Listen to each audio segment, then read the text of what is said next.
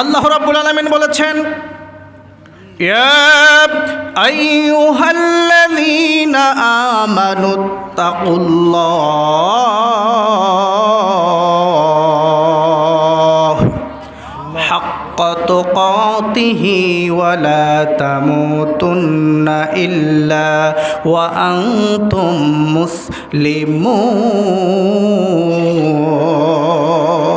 আল্লাহু আকবার বলেন। এখানে চারটা বিষয়। এক নাম্বার হলো ঈমান, দুই নাম্বার হলো আল্লাহর ভয়, আর তিন নাম্বার হলো যথাযথ ভয়, আর চার নাম্বার হলো মুসলমান না হয়ে মরণ নয়। তাহলে বিষয় হলো কয়টা?